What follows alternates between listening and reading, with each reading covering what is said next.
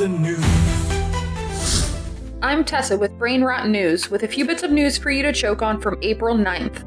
Well, the financial arsonist is back with a flamethrower. Donald Trump, high on executive orders and nostalgia for the Smoot-Hawley Act, has launched a global trade war so intense it might qualify as an actual war under the Geneva Convention. Effective Wednesday, the United States has slapped tariffs on just about everything that moves, breathes, or ships in a crate, hitting goods from almost every country with rates starting at 10% and soaring to 50% for unlucky contestants like Lesotho, Madagascar, and Vietnam. China, they're getting smacked with a combined 104% tariff. That's not a tax, that's an economic middle finger. Naturally, China responded like any self-respecting superpower would by raising their own tariffs on US goods to 84%, filing a WTO complaint, and adding a bunch of US companies to their unreliable entities list. The European Union is rolling out $23 billion in retaliatory tariffs over Trump's steel and aluminum taxes. They're doing it in 3 polite, well-dressed phases though: April 15th, May 15th, and December 1st. They're only targeting a small slice of the 1.8 trillion transatlantic trade for now, just enough to let us know they could hurt us more. It's like your partner saying, "I'm not mad, I'm just disappointed, and I've lawyered up." And up north, Canada's had enough maple-flavored diplomacy. Their 25% tariffs on US-made cars kick in April 9th, and they're not going anywhere until we stop gutting their auto sector like it's a black bear during hunting season. So what does this mean for you, the average American worker? Well, it's very simple. Higher prices, fewer exports, and a potential recession with a red hat on it. Trump says it's all part of his energy dominance and economic nationalism plans. Just like how sticking your head in a microwave is part of a DIY haircut. Markets are freaking out. The S&P 500 is having a seizure, and the bond market looks like it's an EKG of someone mainlining espresso and anxiety. Even Wall Street vampires like Bill Ackman are begging Trump to chill the hell out. And somehow, even Joe Rogan, Elon Musk, and Dave Portnoy, a menagerie of chaos bros if there ever was one, are asking, hey, maybe don't. But the GOP, they're largely silent because standing up to Trump is bad for business, and nothing scares them more than a mean truth social post. So now we're stuck watching the president treat the global economy like his personal Etch-a-Sketch. Shake it, scribble nonsense, start over, repeat, which is what he did as I was writing the script, to highlight the absolute unbridled chaos of this administration's international trade policies. During the writing of this story, Trump decided to pick the table back up after flipping it over, rolling back most of his major tariff policies, but maintaining the overall 10% import tariff for most countries. This was communicated, of course, through his Truth Social account, because everyone knows that official government business is best communicated through the same source as deranged memes and conservative shitposts. He took a second to throw one more plate at the wall, though, declaring that China's tariffs would be raised to 125%, citing the fact that they didn't play nice during his little tariff tantrum. In his mind, this somehow makes them the bad guys. The stock market has come roaring back, but who knows how long it will last before the next time he wants to light the room on fire. Other countries' leaders are yet to respond at the time of writing, but I'm sure they'll be thrilled. And what are we left with? Rising costs, alienated allies, and an America that looks less like a global leader and more like a guy who farted in an elevator and keeps insisting everyone else did it. We are officially in a trade war, not because we had to be, but because one man with the impulse control of a toddler and the economic literacy of a Golden Corral menu decided to make it happen. We're now paying more for goods, alienating global partners, and being laughed out of every international trade meeting we used to lead, because one guy thought tariffs was just a sexy word for dominance. So if you're wondering why your groceries cost more, your car is delayed, your medicine's gone up, your 401k looks like it just fell off a cliff, remember this. It all started with one man, a Truth Social post, and an unshakable belief that trade wars are good and easy to win. Welcome to the fart-filled elevator that is American trade policy. We all smelled it, he's the only one pretending it was someone else.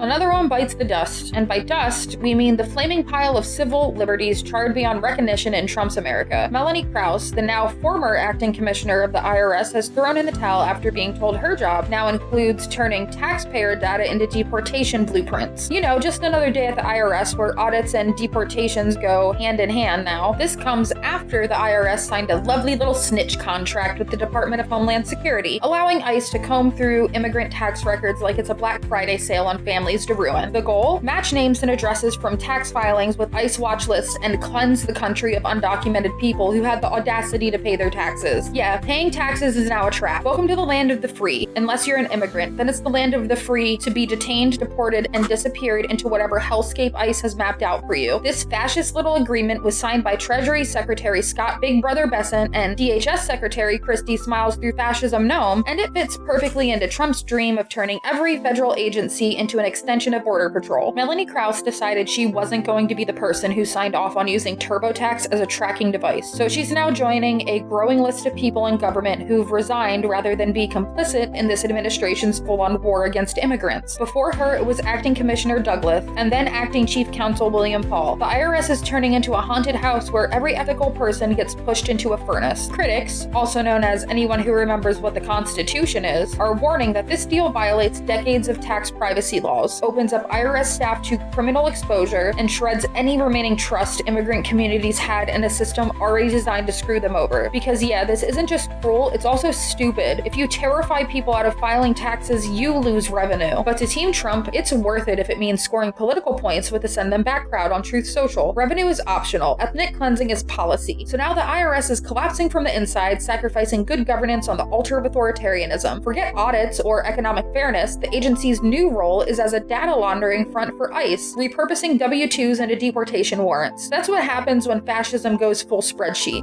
Well, golly, break out the confetti cannons and Constitution flashcards, folks. Free press lives to fight another day. A federal judge has ruled that the Associated Press must be reinstated to full access at White House events after the Trump administration kicked them to the curb for the heinous crime of refusing to call the Gulf of Mexico the Gulf of America. Yeah, no, seriously, that's what this was about. Not national security, not journalistic misconduct, but a presidential tantrum. The same man who tried to buy Greenland now thinks he can rename international bodies of water like he's labeling Tupperware. Judge Trevor N. McFadden, who ruled that while AP doesn't get special treatment, it sure as hell can't be punished for not participating in a government-mandated fantasy map, the court called the move what it was, unconstitutional retaliation, and in a rare moment of bipartisan judicial clarity, reminded the White House that we still technically have the First Amendment. The AP, being one of the last semi-sane grown-ups in the room, sued after being locked out of events since February. They weren't allowed into any presidential happenings, not press briefings, not pool sprays, not even the weekly look at Trump pretending to care about infrastructure photo ops. And let's be honest, this isn't just about the AP, it's part of a bigger trend where Trump's administration treats reporters like enemies of the state. They've been freezing out PBS, NPR, and pretty much anyone who can string together a sentence without the words sir and greatest economy. But now the court's basically said you can't punish journalists for not kissing the ring because that's not how democracies or press credentials work. Of course, the White House has a week to appeal, and they almost certainly will, probably with a 2 a.m. Truth Social post that includes the phrase enemy of the people and a meme of SpongeBob wearing an AP press badge. The ruling doesn't mean much if the administration keeps finding new ways to be vindictive, but it's a shot across the bow, a reminder that the judiciary, when it's not too busy helping deport Venezuelans to gang-run prisons, can still occasionally do its job. So we're all glad the Associated Press is still standing, still reporting, and still refusing to call a giant saltwater basin in the Caribbean the Trump Sea, or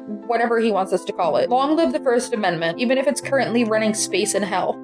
Donald Trump's big beautiful tax plan just tripped over its own ego and landed face first into a pile of Freedom Caucus rejection letters. The $4.5 trillion proposal, basically a gold-plated love letter to billionaires stapled to a grocery list of public service amputations, is now gasping for breath in the halls of Congress, and not even Trump's sweaty pep talks could save it. During a closed-door meeting that likely smelled like spray tan and desperation, Trump tried to rally House Republicans behind the Senate's budget plan. He offered them charm, he offered them pressure, he probably offered them stakes, but the far-right Freedom Caucus gave him the political equivalent of a wedgie and told him his spending cuts were weak. They want $2 trillion in cuts, not the Senate's measly $4 billion, which in budget terms is the change you find in the couch cushions after funding another Pentagon yacht. They're demanding real reductions, which we all know means taking a machete to Medicaid, food stamps, and anything else poor people touch. And Democrats are just sitting on the sidelines with popcorn, watching the Republicans eat each other alive. They have called the plan out for what it is, a tax giveaway for the ultra-rich dressed up as fiscal responsibility, while the working class gets handed a broom and told to sweep their own damn safety nets. Speaker Mike Johnson, who's apparently trying to juggle chainsaws blindfolded at this point, is stuck between Trump's demands, the Freedom Caucus's extreme cosplay, and a Senate that's only willing to play pretend budget cuts. It's like trying to referee a knife fight in a clown car. All this as the economy teeters on the edge of potential recession, federal workers eye layoffs like storm clouds, and basic government services look like they're about to get the Marie Kondo treatment. investment. If this program doesn't spark joy for a hedge fund manager, throw it out. And Trump, he's furious that his deal-making magic didn't work. But it turns out art of the deal doesn't translate when your own party hates each other more than they hate poor people. So the bill is stalled, unity is dead, and Trump's big win is looking more like a big whimper. At least billionaires still have a president who will fight to the death for their God-given right to own another yacht.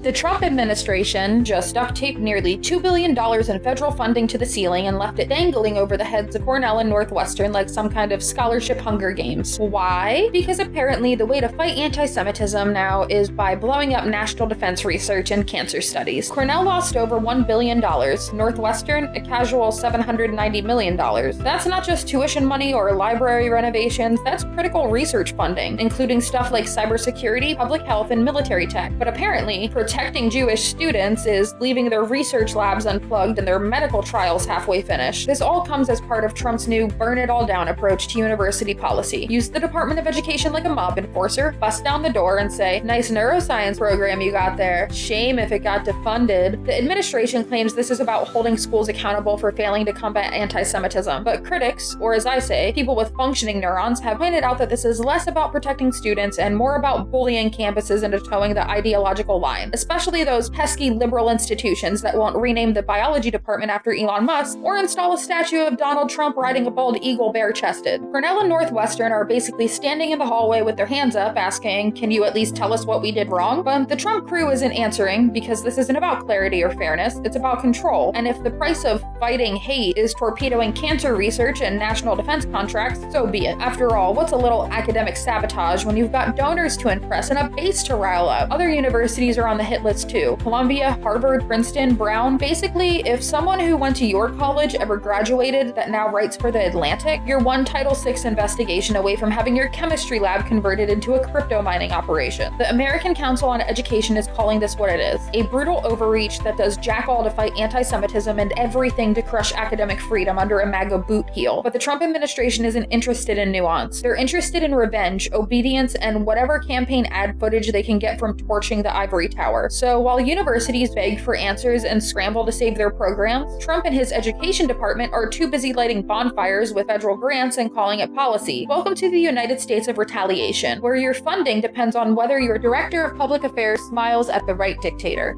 Good crime strategy is when you send the National Guard to hang out on Route 66, I guess, maybe? Well, I mean, that's what the latest move from New Mexico's Governor Michelle Lujan Grisham did. She just declared a state of emergency in Albuquerque and ordered 60 to 70 National Guard troops to assist local police, not by busting heads, but by doing important background tasks like traffic duty, drone ops, and handing out juice boxes at crime scenes. Because if there's one thing we've learned from American governance, it's this. When in doubt, militarize it. The troops start in mid-May, giving them just enough time to practice flying drones and rehearse saying, "Sir, please step behind the yellow tape," in unison. Their presence is supposed to free up officers for real policing, which in New Mexico means roughing up civilians and setting national records for police violence. That's not an exaggeration. New Mexico has one of the highest rates of police killings per capita in the entire country. For example, in 2022, police in New Mexico killed more people than cops in almost every other state, and Albuquerque's police department is under federal oversight and has been since 2014 for a pattern of excessive force, unjustified shootings, and let's just be honest here, just not caring all that much about people's civil rights. So naturally, when violent cops are overwhelmed, the solution is simple. Bring in the military, because if your community is already on edge from over-policing, what could possibly go wrong with more uniforms, more surveillance, and soldiers setting up shop in your neighborhood? Mayor Tim Keller and Police Chief Harold Medina both nodded solemnly at the plan, like dads at a barbecue who just realized they forgot to turn off the propane. Yes, crime is bad, but the optics of solving it by sprinkling in camo-wearing soldiers, that's not safety, that's the purge, sponsored by the National Guard. And hey, what would any good American policy be without a cameo from the ACLU, who are now frantically yelling, hey, this is starting to look a lot like the soft launch of martial law. They're concerned about the same thing everyone else should be, turning every city problem into a military problem. But let's face it, if the only tool you have in your belt is a Humvee, everything starts to look like a war war zone. This is also round 2 for the governor, who sent state troopers into the city back in 2021 to help out. Spoiler alert, it did not fix crime. It did, however, fill a few quota spreadsheets and probably got a couple of nice Facebook photos of troopers posing with DARE t-shirts. The local law enforcement is still yelling at the legislature for not passing enough tough-on-crime laws, even though what they really mean is give us more money and let us arrest and beat up more 14-year-olds with vape pens. The fentanyl crisis, juvenile violence, systemic poverty, still there, but now with more camo. So buckle up, Albuquerque. This isn't just your average crime plan, it's a National Guard photo op disguised as public safety, where the solution to a city brutalized by its own cops is more state force. At this point, we might as well deploy tanks to solve potholes. Japan just sent a signal, quietly but unmistakably across the ruins of Ukraine and the waters of the Pacific. Authoritarianism anywhere is a threat everywhere. That's right, Japan, the famously pacifist nation that hasn't started a bar fight since the 1940s, wants in on NATO's Ukraine support mission. Japan isn't sending soldiers to the front lines, but it is stepping into the fight the only way its constitution allows, by standing in solidarity and offering support, by making it clear that it knows what's at stake, because they know what's happening in Ukraine isn't just about borders, it's about the future of global democracy. Defense Minister Jen Nakatani met with NATO Security General Mark Rutte in Tokyo, where they solemnly agreed that things are indeed on fire globally, and someone probably ought to do something about it. Japan will be helping out from Germany, presumably with logistics and a polite but firm reminder that fascism isn't very kawaii. Japan isn't just phoning it in. Japanese Defense Minister Nakatani put it plainly. The security of Europe and Asia are not separate. They're fused now by Putin's war crimes, by China's hunger for Taiwan, and by North Korea's late-night missile tantrums. And lurking behind all of it is a global far-right axis that dreams of burning down liberal democracy and salting the earth. So Japan's stepping up, quietly, carefully, decisively, and it matters. NATO Secretary General Mark Rutte visited Tokyo to formalize the discussion. Japan is looking to deepen ties with other democratic partners in the Indo-Pacific. South Korea, Australia, and New Zealand, all of whom have been watching China's military buildup near Taiwan with clenched jaws and white knuckles. Add in North Korea's weapons pipeline to Russia, and suddenly the Ukraine front doesn't feel that far away anymore. Japanese Prime Minister Shigeru Ishiba has even floated the idea of a NATO-like alliance in Asia, not because Japan wants war, but because it wants to prevent one. And maybe it's finally time we admitted deterrence only works when tyrants believe you'll stand up. China, of course, is not thrilled. Beijing warned NATO to stay out of the Indo-Pacific like a mob boss telling a cop to mind its own neighborhood. But let's remember, China doesn't fear war, it fears unity. And that's what this moment represents. Unity. Across oceans, across histories, across political traditions. The world is dividing again, not into East and West, but into those who crush freedom and those who defend it. Japan has made its choice. It won't send tanks, it won't drop bombs, but it will not stand by and watch democracy die under Russian boots. And neither should we. In a world where cowardice wears a suit and appeasement calls itself diplomacy, Japan's quiet courage just might be the most radical thing of all.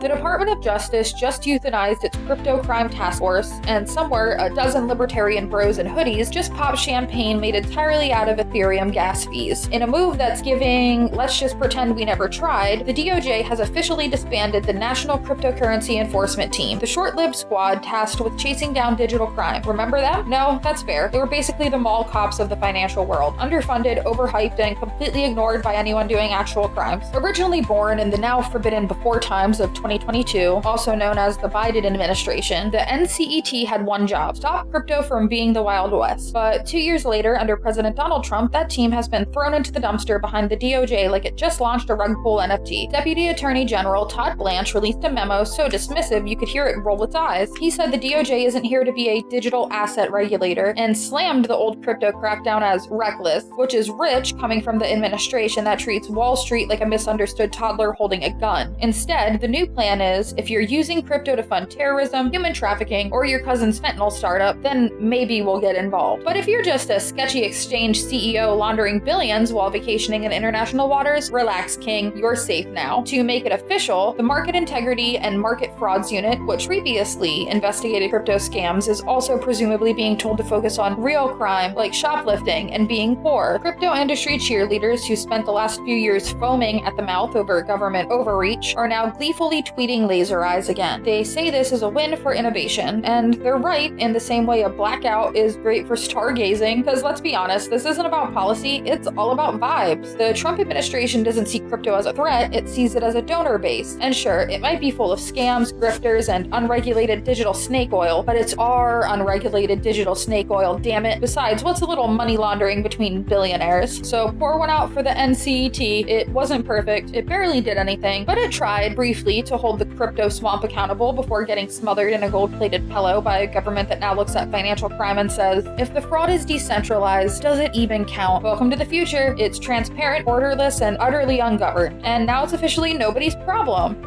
Another building, another crater full of bodies, another 23 lives erased in the blink of an Israeli missile, 8 women, 8 children. That's who was crushed to death in Gaza's Shajaya neighborhood after an Israeli airstrike turned a 4-story apartment building into a pile of dust and blood. This isn't a tragic mistake. This is their strategy. The Israeli military claims, like always, that they were targeting a Hamas militant. No name, no details, no proof, just the word of an apartheid regime with one of the most advanced militaries in the world using billion-dollar American weapons on starving families. No court, no trial, just vaporization. And if your kids happen to be in the way, collateral damage. This is not war. This is systematic, calculated slaughter. More than 50,000 Palestinians have been killed, according to Gaza's health ministry. That's tens of thousands of funerals, tens of thousands of children who won't grow up, pregnant women ripped apart, babies pulled from rubble. The kinds of things that should haunt the world, but somehow barely make the news anymore. It barely gets people upset. The building Israel hit wasn't a barracks or a base. It was a home. People were sleeping, cooking, maybe laughing for a moment before the bomb hit. And even if Israel was after one militant, what kind of state drops a missile on a family apartment complex to get to him? That's not self-defense. That's state-sponsored terrorism dressed up in PR statements. Israel says Hamas hides among civilians, but when the entire strip is a densely packed prison under siege, where else can people live? The blockade has turned Gaza into an open-air graveyard. There's no food, no fuel, no medicine, no way out, just evacuation orders that lead to nowhere and the bombs that fall anyway. This isn't a policy mistake, it's a policy. Netanyahu, clinging to power and bending to his extremist coalition, has made it clear the goal isn't peace, it's punishment. And with every passing day, every stalled ceasefire, every body dug from the ruins, it becomes harder to deny the truth. This is genocide. This isn't just a failure of diplomacy or leadership, it's a failure of humanity, and it's being carried out in real time. With the full support of governments who pretend to stand for democracy, justice, and life. How many more children have to die before the world says enough? Because if you're still calling this a conflict, you're not paying attention. This is not two sides clashing. This is one side systematically annihilating the other. And every moment of silence, every diplomatic shrug is complicity. It's being complicit in genocide.